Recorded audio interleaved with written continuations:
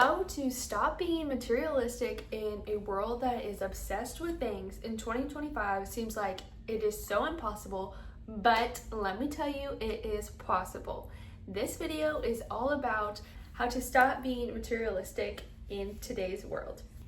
And my name is Emily. If you're new here, this is Mommy of Greens, and this channel is all about minimalism, homemaking, and how to organize and declutter. Just want to teach you the ways of living a minimalistic lifestyle.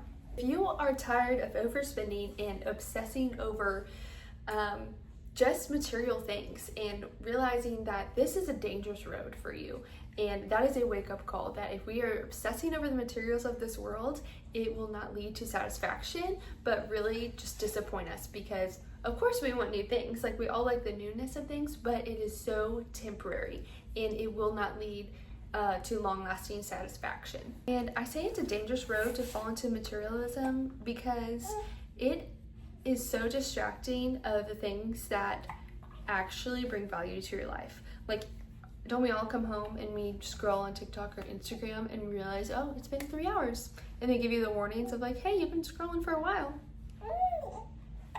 Yeah, I know I'm not the only one. You know who you are. Before we jump too far into this video, we need to just go over what is materialism and what is minimalism. So materialism is things, just simply things in your home, materials, clothes, cars, furniture, coffee, like just things you spend on that are very temporary. And minimalistic lifestyle is very intentional living. So if you buy things, which is not bad, you will buy things, there is a lot more intention behind it. Minimalism can be in different ways. It can be to an absolute extreme, one of every item in your house. I think that we can find a medium for all of this. A minimalistic lifestyle by focusing on relationships that you have, intentional spending. So instead of spending on little things, you can save up for a vacation. If you have kids, you can also be minimalist. Do not think because you have kids you can't live this type of lifestyle. And I've seen that there's so many studies that say kids only play with a handful of toys at once. So putting in a good toy rotation system is just a little side note. If you don't have to have every single toy in the world for your kids to be satisfied, and neither do you. It's the same thing for us. Honestly, that really starts with our thoughts and our mind and having our heart follow.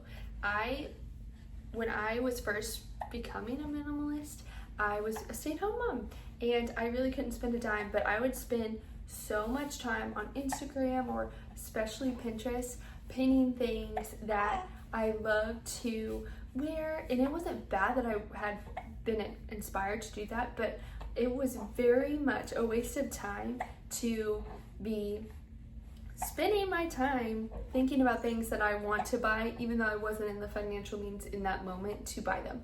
And honestly, I don't feel like that is a good use of my time if I am just thinking about things I want to spend on.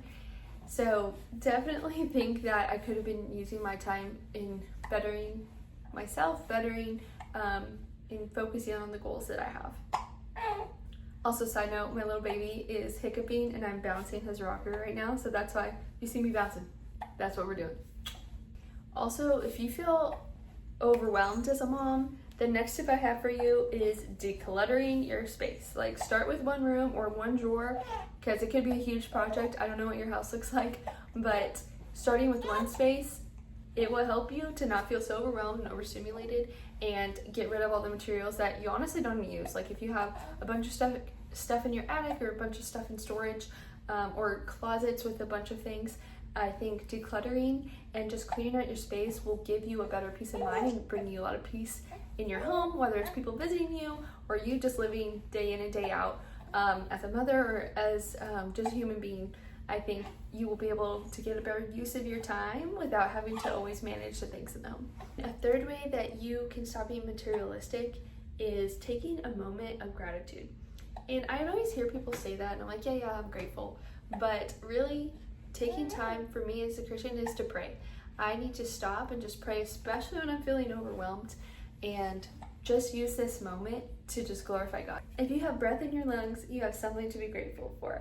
Even in the hardest of seasons, it can be hard to be grateful for things. And really, we could just be grateful that we're alive, we're breathing, and be thankful for the people that are around us, and even jotting down on a journal and expressing that gratitude towards the Lord, you will feel better and stop being materialistic and really point to things that are really important to you, and to prioritize things in your life that bring you joy, and honestly be able to see the things that bring you joy, rather than just thinking about the things that overwhelm you. Having a good mindset and not being conformed to the patterns of this world, but renewing your mind, what's in Romans 12:2.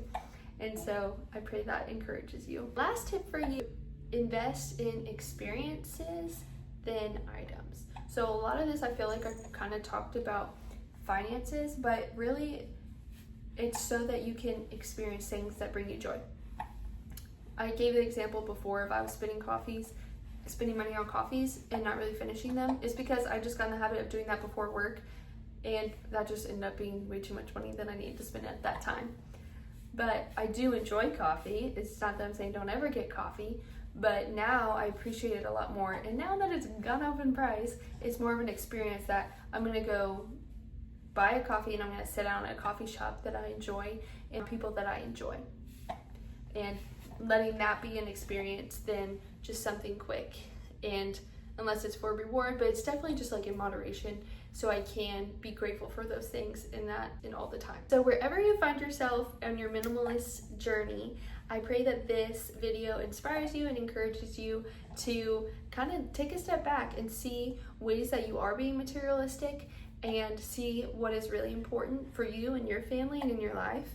And really just jot this down in a notebook and say, I want to prioritize these things. Maybe these things I can cut out, not just in finances, but in areas of your life with the clutter and where you're spending your time. You jot down the time that you have, sun up to sundown, what you're doing, and where you really can be utilizing your time a lot better and stewarding it to glorify God.